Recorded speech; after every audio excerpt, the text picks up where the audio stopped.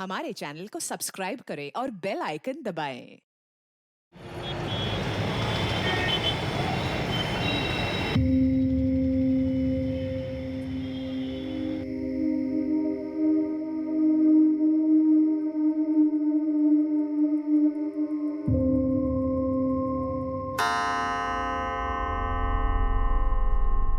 नम्रता, मेरी दवा लेके आओ।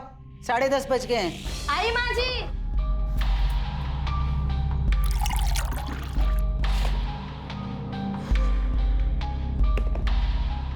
आज दवा देने में फिर देर कर दी। पता है डॉक्टर ने क्या कहा है कि ठीक 10:30 बजे दवा लेनी है। जी माँ जी, ये लीजिए।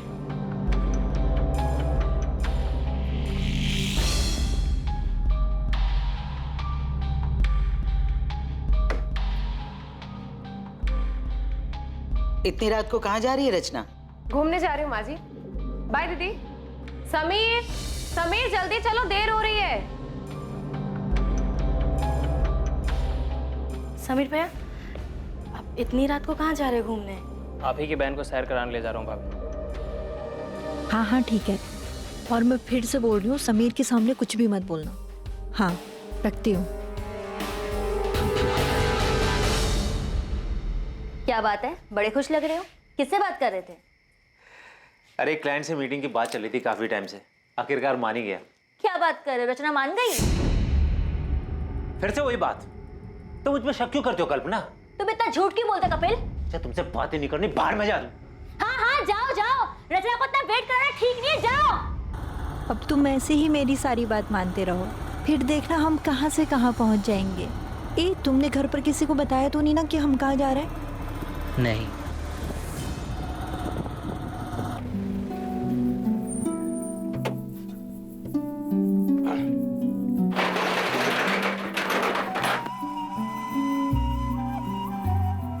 समीर,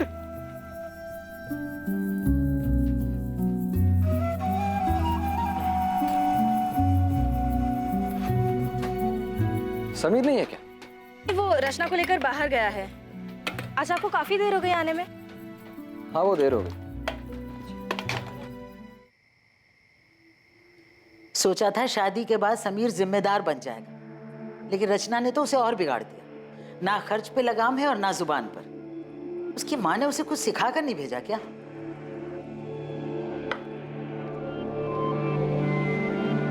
माँ बस भी करो। और वैसे भी समीर तो पहले से ही ऐसा है, उसने कब जिम्मेदारी उठाई? हाँ, लेकिन रचना को उसे समझाना चाहिए ना। अब तक दोनों घर नहीं लौटे। मैंने बेटा, उसका वो दोस्त है ना मनु, उसे फोन कर, उससे पूछ, कुछ पता तो लगे दोनों कहाँ गए हैं। अब इतनी रात को क्या फोन करूँ माँ? और ये कोई नई बात तो है नहीं, आ जाएंगे वो। दोनों के फोन बंद आ रहे हैं, तू पता कर, वरना मुझे नींद नहीं आएगी।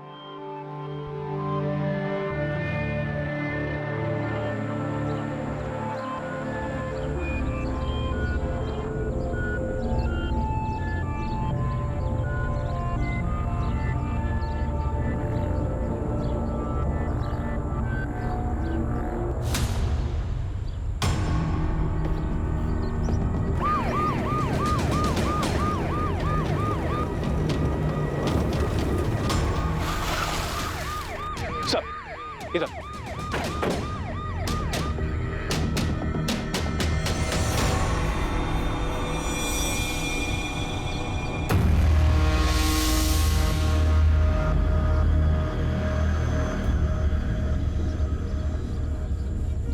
सर, जेब में ना वॉलेट है, ना कोई आईडी प्रूफ, फोन भी नहीं।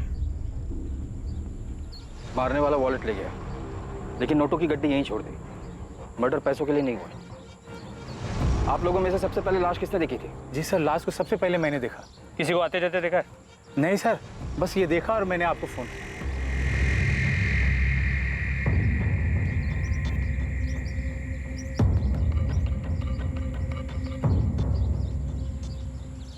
कपड़े फटे हुए, शायद रेप हुआ है। सर, आसपास कोई मोबाइल या पर्स नहीं मिला। कपड़ों से अच्छे घर की लड़की लगती है, पर शादीशुदा है, गले में मंगलसूत्र है। एक शादीशुदा औरत अकेले यहाँ क्या कर रही थी? तो हो सकता है वो यहाँ किसी और के साथ आई हो और उसी ने इसे मारा हो।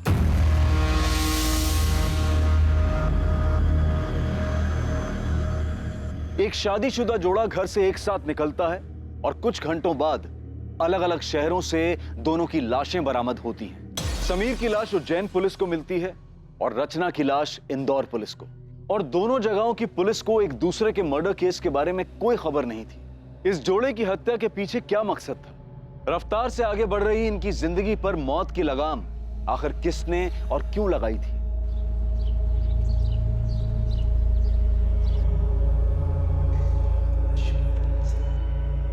नम्रता दीदी, दीदी क्या हुआ, कहाँ खोई हुई हो? समीर और रचना कल रात से वापस नहीं आए। उन्हीं के बारे में सोच रही थी।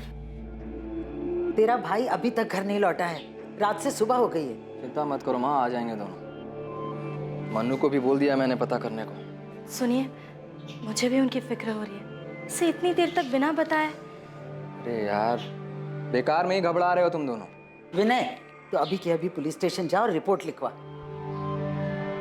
पर मैं कह रहा हूं, बेकार में चिंता कर रहे हो तुम दोनों। कुछ नहीं हुआ होगा समीर और रचना को। लड़की को गला दबाकर मारा गया है। किसी मजबूत हाथों ने जोर से गला दबाया होगा, जिस वजह से विंड पाइप चोक हो गई। मौत का वक्त कल रात करीब 11 से 1 बजे के बीच। पहले लड़की को बेहोश किया गया है, फिर गला दबाया गया है। पहले इसे बेहोश किया फिर मारा है? जी हाँ, लड़के के ब्लड में नशीली दवा के ट्रेसेस मिले। विक्टिम के कपड़े फटे हुए थे। रेप? उसके लिए मुझे डिटेल में पोस्टमार्टम करना होगा। लड़की के प्राइवेट पार्ट्स में इंजरीज हैं जो फोर्स सेक्स के कारण होती है। अभी दावे से कुछ नहीं बोल सकता। सर, लड़की की फोटो को आसपास के सभी थानों में भिजवाया है और कहीं भी कोई मिसिंग कंप्लेंट होगी तो जल्दी पता चल जाएगा।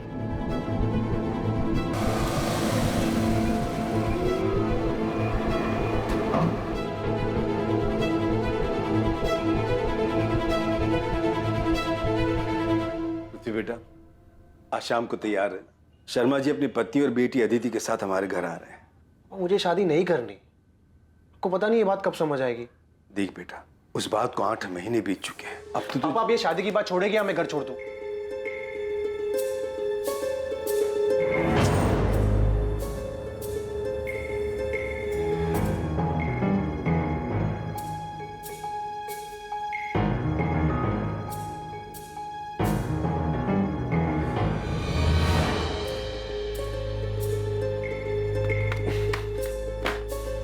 विनय भैया पुलिस स्टेशन गए हैं शिकायत लिखवाने। हाँ मनु बेटा, समीर और रचना कल रात से घर नहीं लौटे। उन दोनों के फोन भी बंद आ रहे हैं। मनु, समीर ने तुम्हें कुछ बताया था क्या कि वो कहाँ जाने वाला है? नहीं भाभी, समीर ने तो इस बारे में मुझे बिल्कुल कुछ भी नहीं बोला। आज के बाद दोबारा ऐसा घटिया मजाक किया ना तो जान से मार दूं।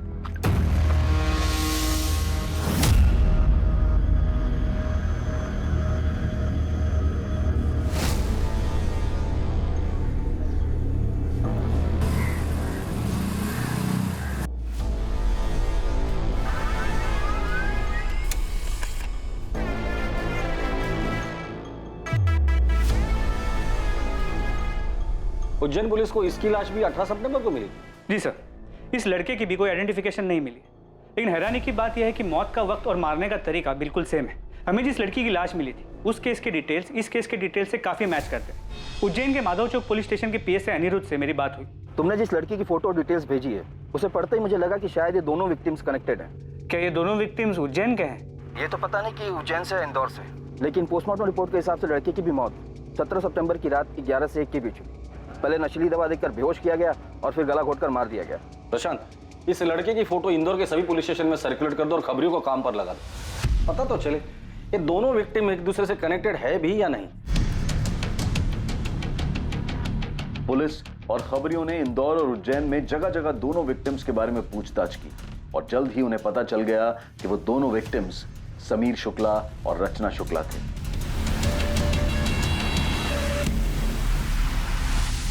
हाँ सर, समीर मेरा छोटा भाई और रचना उसकी पत्नी। सर, कुछ खबर मिली उनकी? वो लोग 2 दिन से घर नहीं आए हैं। ढूंढेंगे कैसे? आप लोगों ने उनकी मिसिंग कंप्लेंट भी नहीं लिखवाई। ये क्या कह रहे हैं आप? विनय ने खुद जाकर थाने में रिपोर्ट लिखवाई थी। माँ, मुझे लगा कि थोड़ा रुक जाता हूँ, शायद वो दोनों अपने आप ही वापस आ जाएं। तो तूने मुझसे झूठ क्यों बोला? सर, समीर और रचना अब कहाँ हैं? हमें उन दोनों की डेड बॉडीज मिली। क्या? क्या? समीर, समीर,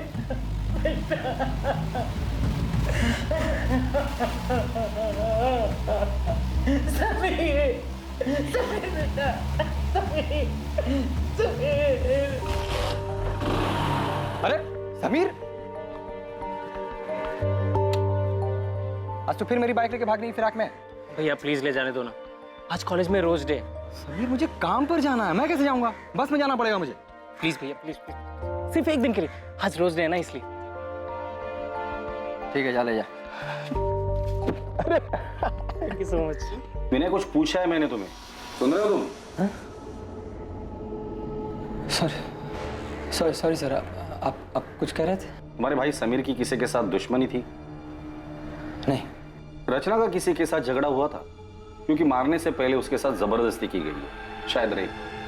कुछ बता सकते हो कि ऐसा कौन कर सकता है? तुमने मिसिंग कंप्लेंट क्यों नहीं लिखवाई और अपनी बीवी और माँ को झूठ क्यों कहा कि लिखवाई है? सर मेरा भाई, मैं कुछ, सर इस वक्त मुझे कुछ समझ में नहीं आ रहा है। ठीक है, फिलहाल के लिए जा सकते।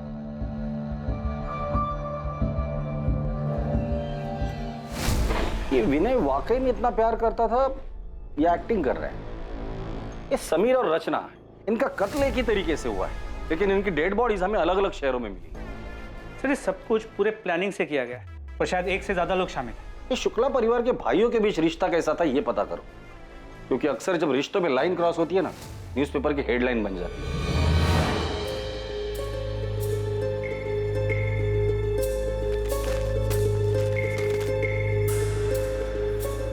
क्या हो पापा, ऐसे हड़बड़ा क्यों रहे हो? कुछ नहीं बेटा, कुछ नहीं। पापा सोशल मीडिया का जमाना है, बाहर आजकल सिर्फ अखबार तक नहीं रहते। तूने रचना के बारे में पढ़ा? हाँ, बुरा हुआ। पृथ्वी बेटा तू ठीक तो है? हाँ पापा मैं ठीक हूँ। आप चाहते थे ना मैं अदिति से मिलूं, मैं तैयार हूँ। तुम्हें मेरी बात मान लेनी चाहिए थी रचना। ये सब नहीं होता। क्या हुआ?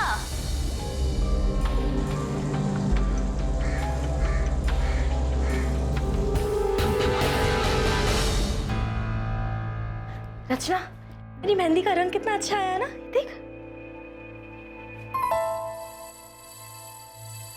तू रो रही है? तू सच्ची रो रही है? चुप कर, मैं कहाँ रो रही हूँ? नहीं, तेरी तो सिर्फ आंखें लीक कर रही है ना? सच बता, मुझे मिस करेगी इसलिए रो रही है ना? मैं तुझसे कह रही हूँ, जब तेरी शादी होगी ना तब तू। दीदी, क्या शादी? शादी शादी मतलब बिना पगार की नौकरी। पति को खुश रखो, सास को खुश रखो और अपने सभी सपनों पर ताला मार के बंद कर दो। मुझे नहीं करना। क्यों नहीं करनी शादी? मैंने नम्रता के देवर समीर से तेरे रिश्ते की बात चलाई है।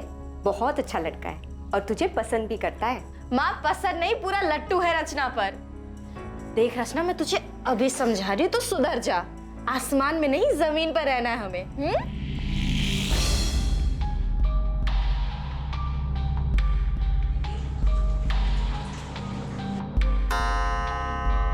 माँ जी, आपकी दवाई का वक्त हो गया।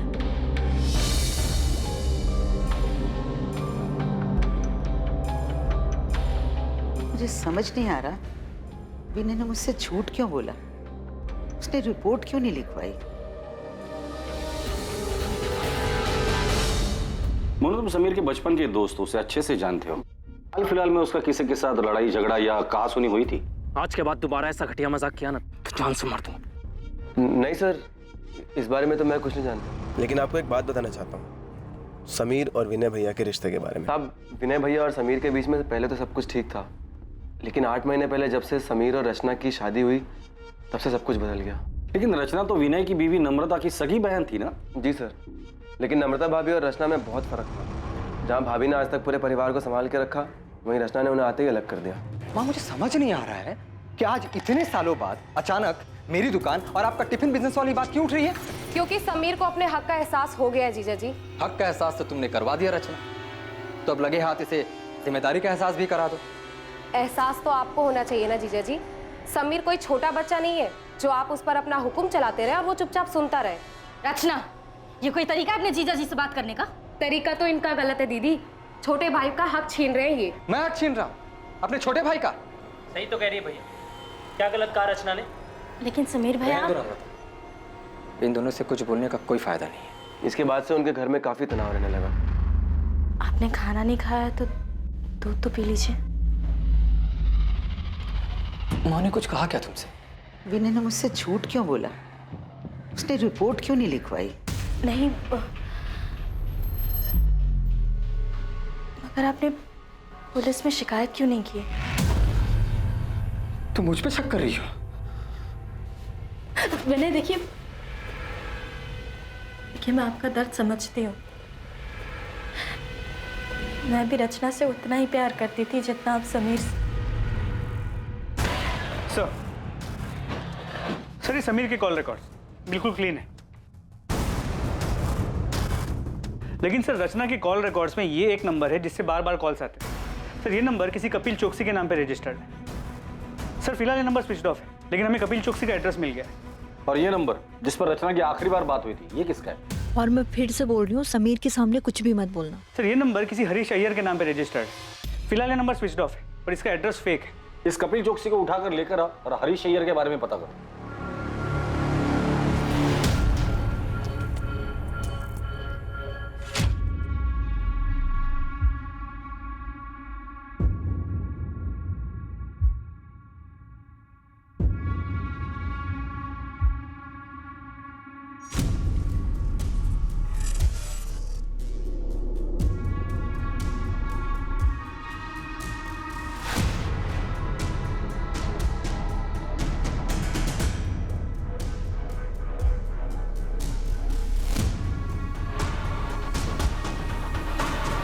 कल्पना, अच्छा यही होगा कि आप हमें सच सच बता दें कि आपके पति कपिल इस वक्त कहाँ है? सर मेरा उस आदमी के साथ कोई वास्ता नहीं है। कपिल क्या हुआ?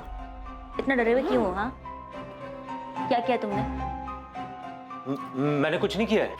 मैं भी तुम्हें कुछ नहीं बता सकता। अगर पुलिस रचना के बारे में पूछे तो पुलिस को बता देना कि मैं रचना के बारे में कुछ नहीं जानता। अभी मुझे जाना होगा। कपिल! आपके पति कपिल का रचना के साथ अफेयर था, ये बात आपको पता भी थी और फिर भी आपने कुछ नहीं किया। घर वालों से बगावत करके मैंने कपिल से शादी की थी। उनके पास वापस कैसे जाती? रचना की वजह से मेरी बसी बसाई जिंदगी बिखर गई। तो रचना की मौत की खबर सुनकर आपको तो खुशी हुई होगी? सुनकर तो ऐसे लगा था कि भगवान ने मेरी सुन ली।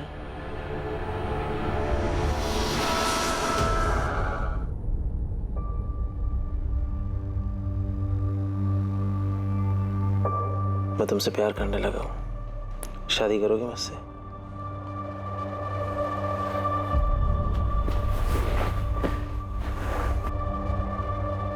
मुझे पता है तुम भी मुझसे। कि क्या? कि मैं तुमसे प्यार करती हूँ? नहीं कपिल, मैंने तुम्हें पहले ही कहा था। ऑनलाइन चैटिंग के वक्त बिल्कुल साफ क्लियर किया था कि मुझे ये शादी, प्यार, इन सब में कोई इंटरेस्ट नहीं है। तो फिर तुम ये बकवास क्यों कर रहे हो?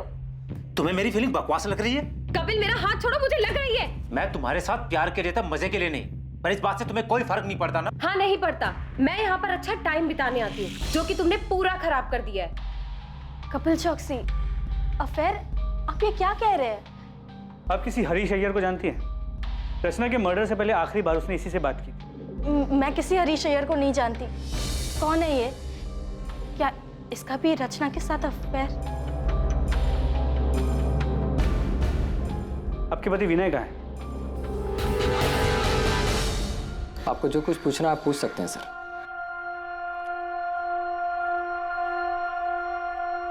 नम्रता, उस रात विनय काफी देर से घर लौटा था ना? 17 सितंबर की रात को मेरा टेम्पो बिगड़ गया था सर। गैराज का रसीद है मेरे पास, जहां से मैंने टेम्पो ठीक करवाया था। समीर और रचना 17 सितंबर को गायब हुए थे और 20 सितंबर तक तुमने उनकी मिसिंग कंप्लेंट नहीं लिखवाई थी। क्यों? क्योंकि समीर की शादी के बाद ऐसा 2-3 बार पहले भी हो चुका था। समीर और रचना अक्सर बिना बताए घूमने चले जाते थे। मैंने सोचा 1-2 दिन में लौट आएंगे। सर यही सच है। और दुकान के किराए के पीछे हुए झगड़े का सच, वो क्या था? सर रचना के उकसाने पर हमारे बीच झगड़ा हुआ था, लेकिन समीर हमेशा से जिद्दी रहा है। ये मनमानी करना उसके लिए कोई नई बात नहीं थी। समीर और रचना की शादी को सिर्फ 8 महीने हुए थे और इन महज 8 महीनों में ही समीर और उसके बड़े भाई विनय के बीच अलगाव पैदा हो गया था।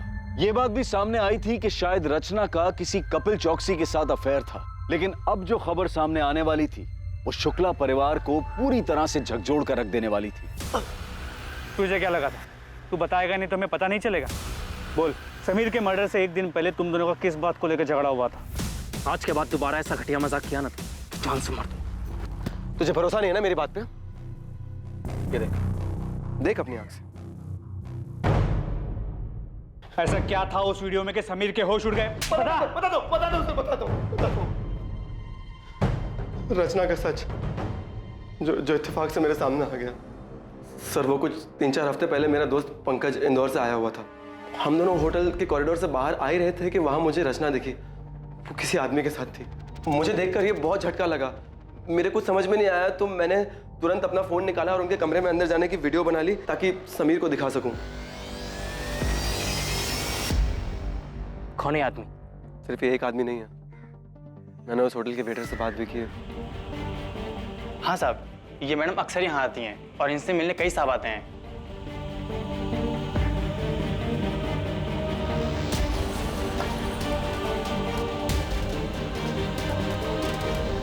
मुझे काफ़ी दिन तक समीर को सच बताने की हिम्मत ही नहीं हुई, लेकिन फिर मैंने सोचा कि उसे सच बताना भी ज़रूरी है, तो मैंने उसे 16 सितंबर को सब सच बता दिया।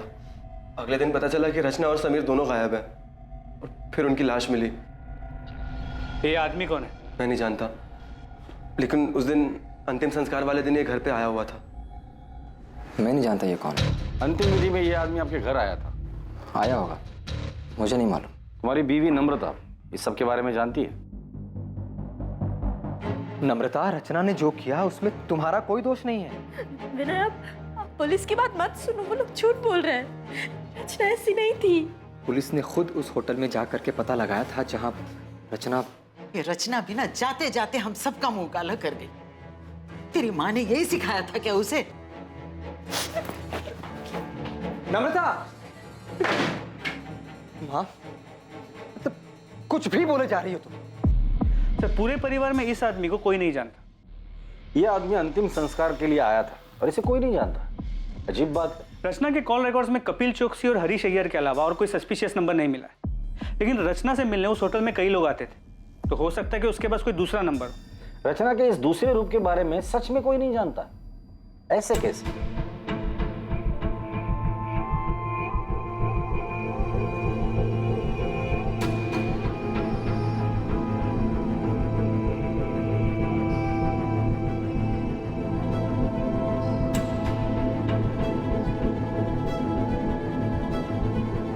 रचना की जिंदगी का सच आखिर था क्या, और इस डबल मर्डर के पीछे कौन था और उसका मकसद क्या था, और कितने लोगों को रचना का सच पता था?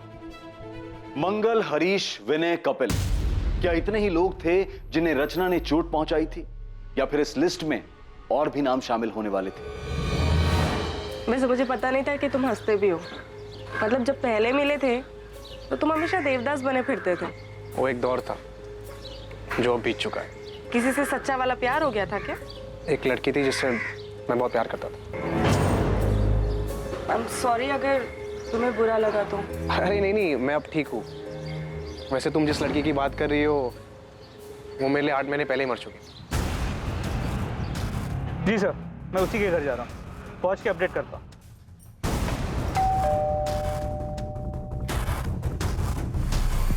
अंदर कमरे में है।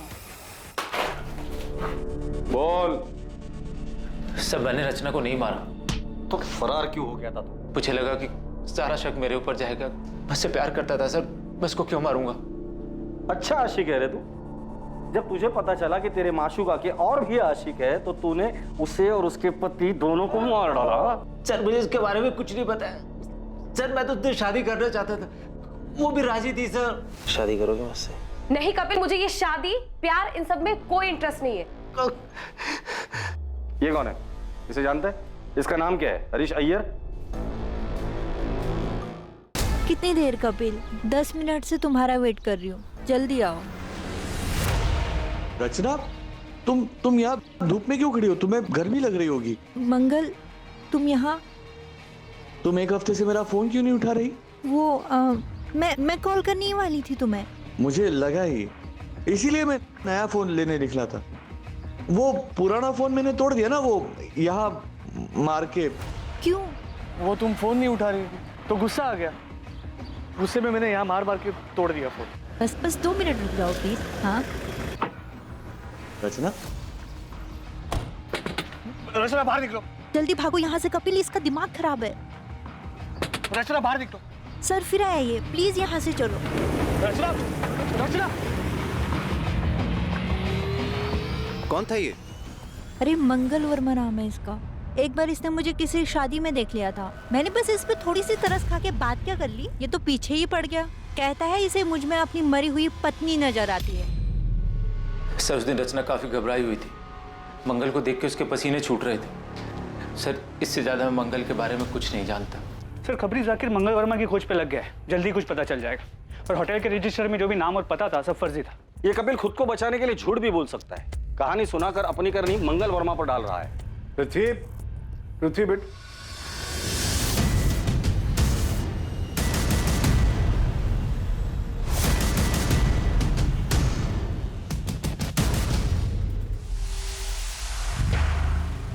मुझे लगा तू रचना को भूल चुका।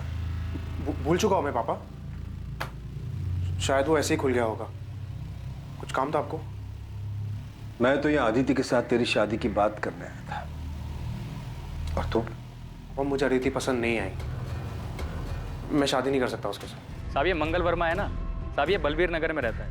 नियति अपार्टमेंट्स करके बिल्डिंग है, वहीं रहता है।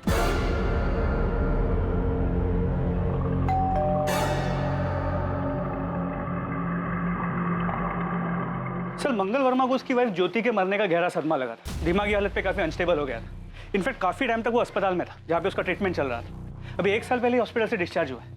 उसके डॉक्टर ने बताया कि कभी कभी वो आपे से बाहर हो जाता है, काफी वायलेंट हो जाता है, लेकिन किसी भी पुलिस स्टेशन में उसकी कोई वायलेंट या क्रिमिनल हिस्ट्री नहीं मिली है। तुम रचना से कैसे मिले? उसे पहली बार मैंने एक शादी में देखा था। उसे देखकर ऐसा लगा कि उसके रूप में मेरी ज्योति वापस आ गई, इसीलिए मैं उससे बात करने लगा, फिर उसे मिलने लगा। बिल्कुल ज्योति की तरह रखता था मैं उसे।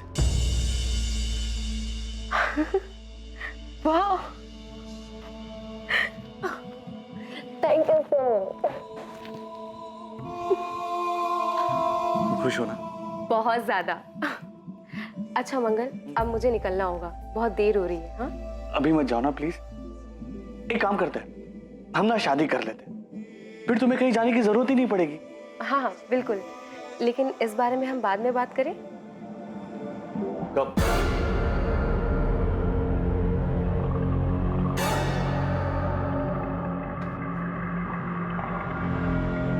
पिछले 1 महीने से तुम यही बात की। क्या क्या प्रॉब्लम क्या है? तुम्हारे जिंदगी में कोई और है? तुम मुझसे प्यार नहीं करती? छोड़ना चाहती हो मुझे? नहीं, तुम धोखा नहीं दे सकती। रचना तुम मेरी बीवी हो, सिर्फ मेरी बीवी हो रचना। मंगल, मंगल, मंगल क्या कर रहे हो? मंगल, मंगल, मंगल मेरी बात सुनो मंगल, इसे फेंक दो मंगल।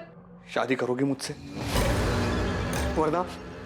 मंगल, मेरे जीजा जी और मेरी बहन अभी घर से बाहर गए, वो जैसे ही आएंगे ना मैं उनसे बात करूंगी। अभी ये कांच मुझे दे दो, हाँ प्लीज।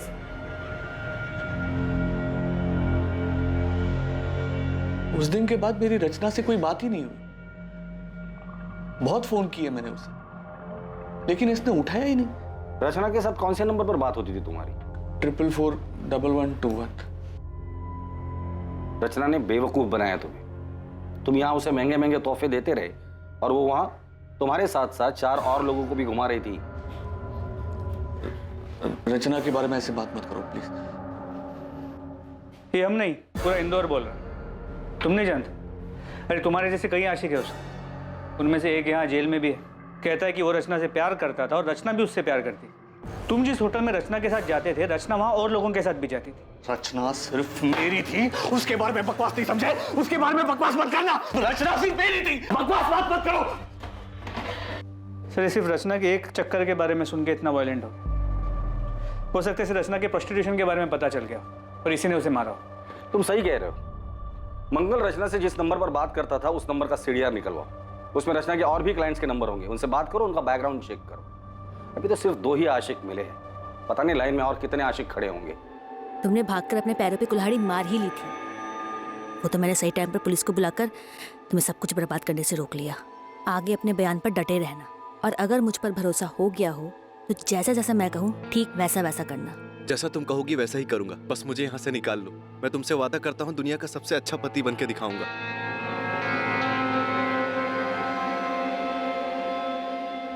तीर निशाने पे लगा, वो बहुत डरा हुआ है, कह रहा जैसा मैं कहूंगी वैसा ही करेगा। हाँ ओके, शायद रचना की मौत मेरी जिंदगी बना दे।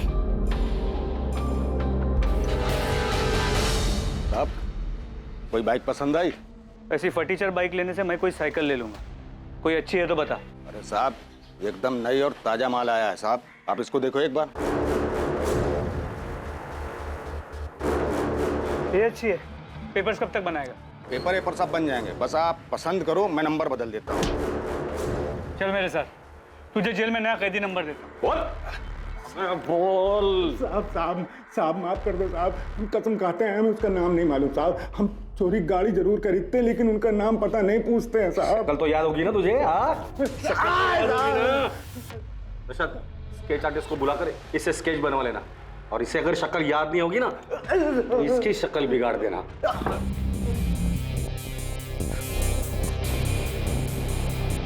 संदिग्ध कई थे, किसी का नाता समीर से था तो किसी का रिश्ता रचना से। असली मुजरिम जो भी था वो दोनों से जुड़ा हुआ और शायद दोनों से ही चोट खाया हुआ था। पर कुछ लोग ऐसे भी थे जो अब भी पर्दे में थे और इसीलिए वो पुलिस के शक के दायरे से भी बाहर थे।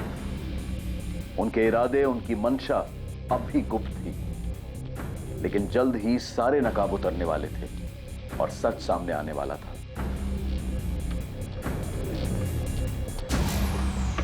माँ, कहाँ जा रही हो?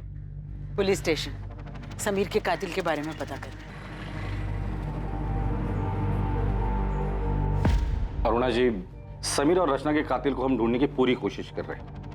क्या आपको किसी पर शक है? नहीं, लेकिन जिसने भी ये किया है उसे कड़ी से कड़ी सजा मिलनी चाहिए।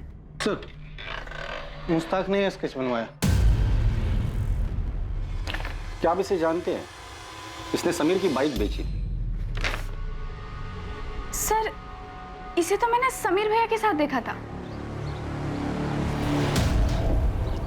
संध्या। जी भैया।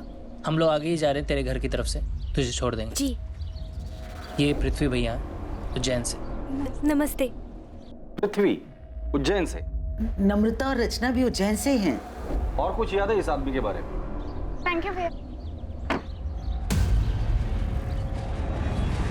हाँ सर, कार का नंबर नोट कर लीजिए, MPXY0001। सर, नंबर प्लेट के नीचे पृथ्वी की जान जैसा कुछ लिखा था। ये लीजिए वकील साहब, मैंने आपसे कहा था ना कि जो मैं चाहती हूँ वो मैं कपिल से साइन करवा लूंगी। उसने बिना पढ़े बिना देखे इन पेपर्स पे साइन कर दिए। इसमें डिवोर्स पेपर्स के साथ साथ प्रॉपर्टी के पेपर्स भी हैं, जो अब उसने मेरे नाम पे ट्रांसफर कर दिए हैं। क्यों मारा दोनों को? बोल। रचना और मैं एक दूसरे से प्यार करते थे। हम 2 साल से एक साथ थे। फिर से लेट हो गए। फिल्म की शुरुआत मिस हो जाएगी यार। अरे वैसे भी मैं कौन सा फिल्म की स्टोरी में इंटरेस्टेड हूँ। चलें, पॉपकॉर्न भी लेना है। जा रही हो तुम? हाँ, और रुकी तो तुम्हारे पापा घर आ जाएंगे और फिर पूरे उज्जैन में बात फैल जाएगी।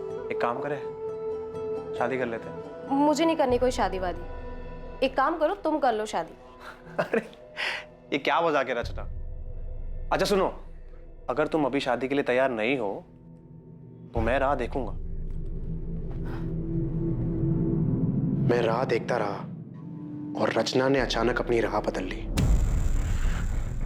तुम किसी और के साथ शादी कर रही हो?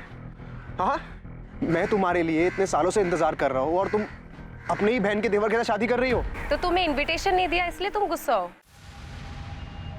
तुम्हारे लिए शादी वगैरह सब मजाक है ना? तो और क्या है, जन्मों जन्म का बंधन। रचना की शादी हो गई, वो जिंदगी में आगे बढ़ गई, लेकिन मैं उसके दिए हुए धोखे में उलझा रहा सर। और इसलिए रचना से बदला लेने के लिए तुम इंदौर आ गए और हरीश अय्यर के फेक आईडी पर एक नया सिम कार्ड खरीद लिया। हाँ सर, मैं उसके बर्बादी की पूरी तैयारी करके आया था।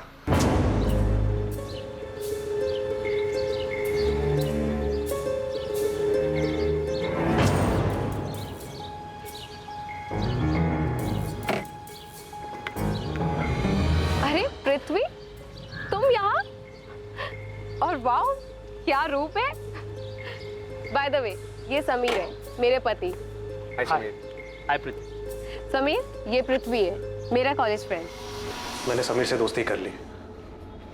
मैंने बताया कि इंदौर में पापा की ज़मीन है, इसे मैं बेचने आया हूँ। मैंने ज़मीन का भाव इतना कम बताया कि रचना और समीर दोनों लालच में आ गए। फिर ज़मीन दिखाने और टोकन देने के बहाने मैंने उनको बुलाया। हाँ, हम लोग निकल रहे हैं। हाँ, और समीर ने पैसे भी ले लिए हैं, लेकिन ध्यान रखना समीर को हमारे बारे में पता नहीं चलना चाहिए। अरे नहीं, तुम चिंता मत करो, मैं कोई भी पुरानी बात नहीं करूँगा। मुझे सिर्फ बिजनेस करना है। हम डिनर करके प्लॉट देखने जाएंगे और फिर डील वहीं पे फाइनल कर देंगे। हाँ हाँ ठीक है। और मैं फिर से बोल रही हूँ, समीर के सामने कुछ भी मत बोलना।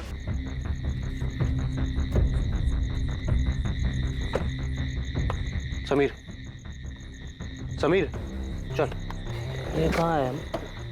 संभाल के, थोड़ा ही आगे है प्लॉट। रचना? हाँ, रचना आएगी पीछे से, आजा।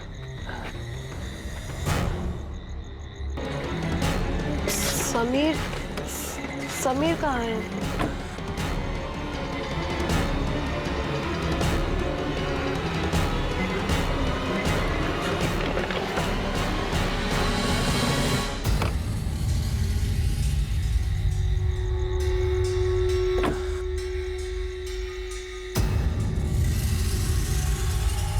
मैंने समीर की लाश वही उज्जैन में छोड़ दी और रचना की लाश मैंने इंदौर में आके फेंक दी। दोनों के फोन मैंने तोड़ के नाले में फेंक दिए और अगले दिन समीर की बाइक ढाबे से उठा ली। पृथ्वी, ये सब करके क्या मिला तुझे? मिला सर, बदला मिला।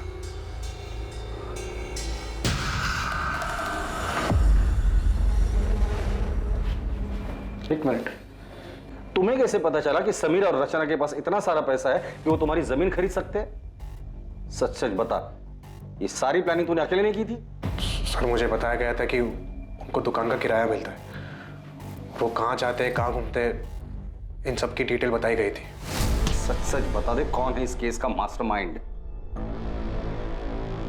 सर, ये पृथ्वी सच कह रहा है या अपना किया किसी और के सर पे डाल रहा है? अगर ये पृथ्वी झूठ बोल रहा है तो हमारे पास कोई सबूत नहीं है, लेकिन अगर ये पृथ्वी सच भी बोल रहा है तो हमें उसका कन्फेशन चाहिए होगा। लेकिन मुझे लग रहा है कि ये पृथ्वी हमारे साथ खेल खेल रहा है। सच जानने के लिए हम भी खेल खेलते, उठा दे उसको। पृथ्वी ने सब कबूल कर लिया, तेरी बारी है। अरे मैंने कुछ नहीं किया सर। सर, मेरे पति ऐसा नहीं कर सकते। पृथ्वी ने खुद विनय का नाम लिया है। झूठ बोल रहा है पृथ्वी, मेरे पति ऐसा कर ही नहीं सकते। आपके सामने ही आपके पति से हम सच उगलवाते हैं। चलिए बोल, चल बोल। विनय, विनय आप ठीक है ना? इन्होंने आपको कुछ किया तो नहीं? अब तक तो कुछ नहीं किया है, लेकिन आगे का वादा नहीं कर सकते। बेहतर यही होगा कि तू सच बता दे। मैंने कुछ नहीं। तू ऐसे नहीं बोलेगा, लगता है सच उगलवाने की स्पेशल ट्रीटमेंट तुझे देनी ही पड़ेगी। सर मेरा सर मैंने मरवाया रचना और समीर, इन्हें कुछ नहीं पता, इन्होंने कुछ नहीं किया। ये तो क्या कह रही है नम्रता? सच बोल रही है वो। सारा सच हम पहले से ही जानते थे, बस वही सारा सच हम तुम्हारे मुंह से सुनना चाहते थे। इसीलिए तुम्हारे पति विनय को पकड़ने का नाटक हम लोगों ने किया था।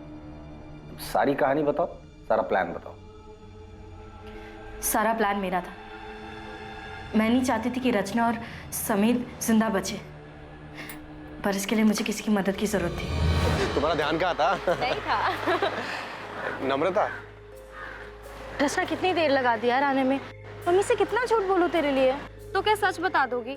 मुझे डांट खाने दोगी? और फिर मैं पृथ्वी मेरे प्यार से कैसे मिलूंगी? नहीं, ऐसे नहीं है दीदी। अगर ऐसा नहीं है तो फिर हम कल का भी प्लान बना लें। आप संभाल लोगी ना? हाँ संभाल लूंगी, तू नाटक बंद कर। नम्रता, थैंक यू सो मच। अगर तुम नहीं होती तो मैं से रोज मिल भी नहीं पाता। मैं पृथ्वी और रचना के रिश्ते के बारे में कॉलेज से जानती थी। मुझे पता था पृथ्वी उससे कितना प्यार करता था और अब भी करता है। इसलिए मैंने तय किया और पृथ्वी से मिलने चली गई। नम्रता, हाय। आओ ना अंदर। तुम्हें याद है पृथ्वी, कॉलेज में तुम मेरे तेल वाले बालों का कितना मजाक उड़ाते थे। चंपू चाची के नाम से सब जानते थे तुम्हें। चंपू चाची? और वो नाम मैंने रखा था। क्या दिन थे ना वो।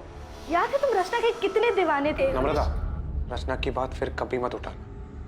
मैं अभी भी तकलीफ में हूँ और उसे बुला नहीं पाया हूँ। I am sorry, I understand. Rachna ने तुम्हें बहुत चोट पहुंचाई है और वो आज भी वही कर रही है। शादी उसने समीर के साथ की है मगर सुहागरात सबके साथ मना रही है। पृथ्वी, क्या किया तुमने? कट गया हाथ।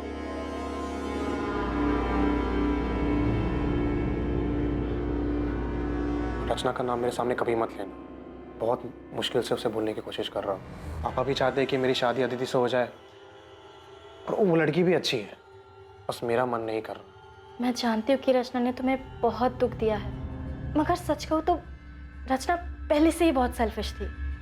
उसने कभी किसी के बारे में नहीं सोचा और उसने तुम्हारे साथ जो किया है उसके बाद तो शायद तुम हमेशा तकलीफ में रहोगे, कभी मूव ऑन नहीं कर पाओगे। लेकिन तुम ये सब मुझे क्यों कह रही हो? क्योंकि मैं खुद तकलीफ में हूँ। मैं बस चाहती हूँ कि रचना समझे कि वो इस तरह लोगों के साथ खिलवाड़ नहीं कर सकती। पृथ्वी, तुम रचना को मार डालो। क्या?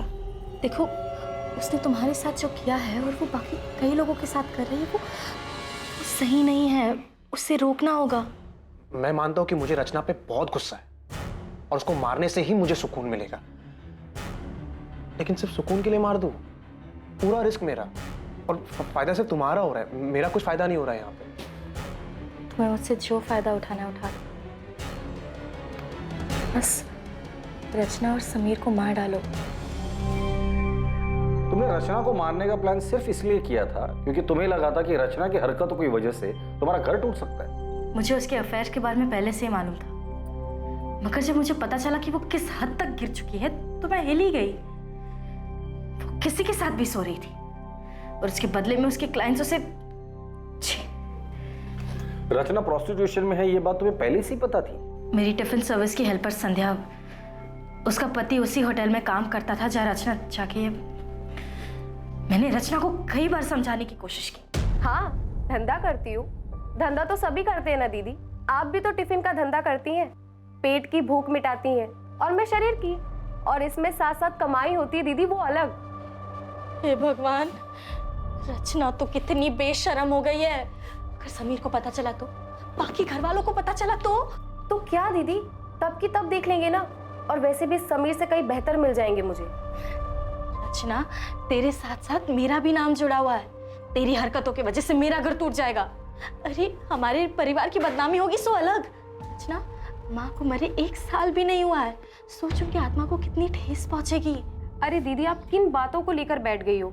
ये समाज वमाज कुछ नहीं होता है। लोग सिर्फ 4 दिन बातें करेंगे, उसके बाद आगे बढ़ जाएंगे, लेकिन जिंदगी दीदी एक ही है, और मैं अपनी जिंदगी अपने मन मुताबिक जीना चाहती हूँ, अपनी मर्जी से। रचना समझ ही नहीं रही थी। वो घर, परिवार, समाज किसी के बारे में नहीं सोचना चाहती थी, बस अपने मन की करना चाहती थी, जैसे वो बचपन से करती आ रही थी। मगर अब बस बहुत हो चुका था। मैं उसे अपना घर उजाड़ने नहीं दे सकती थी। लेकिन समीर को क्यों मरवाया? पूरा किराया देकर आपने कोई एहसान नहीं किया मुझे। वैसे भी वो मेरा हक है जो पिछले कई सालों से आप मुझसे छीनते आ रहे हैं। मैं छीनते आ रहा हूँ? मैं छीनते आ रहा हूँ? हाँ, तुम।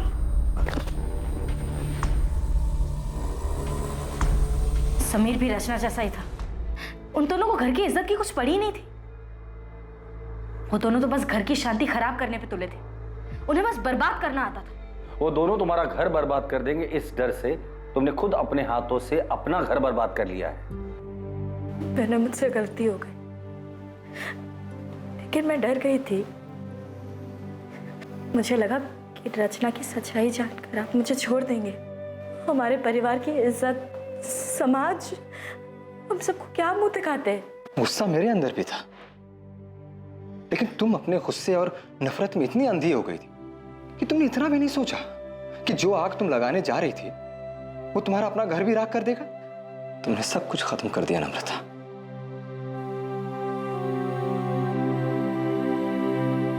नम्रता शुक्ला और पृथ्वी त्यागी पर आईपीसी की धारा 302 के तहत हत्या के लिए और धारा 120 के तहत साजिश के चार्जेस लगाए गए हैं। पृथ्वी पर बलात्कार के लिए धारा 376 भी लगाई गई है और दोनों इस वक्त न्यायिक हिरासत में हैं। रचना का शादी और समाज की मर्यादाओं की परवाह किए बिना बेलगाम जीना नम्रता को मंजूर नहीं था। नम्रता को जो डर था उसके लिए वो अपने पति से बात कर सकती थी। कई बार गलत ख्याल हम पर हावी हो जाता है, लेकिन किसी अपने से, किसी करीबी से बात करने से हम वो गलत कदम उठाने से बच सकते हैं। कुछ भी करने से पहले ये जरूर सोचें कि उसका आप पर और आपके परिवार वालों पर क्या असर होगा। अब मैं अनूप सोनी आपसे विदा लेता हूं, फिर मुलाकात होगी एक नए केस के साथ। देखते रहें क्राइम पेट्रोल सतर्क, सोमवार से शुक्रवार रात 11 बजे। और याद रखें, क्राइम और आपके बीच में सिर्फ इतना फर्क है कि आप कितने सतर्क हैं। सतर्क रहें, सुरक्षित रहें। जय Hind. For more updates, subscribe to our channel, click the show links and enjoy watching the videos.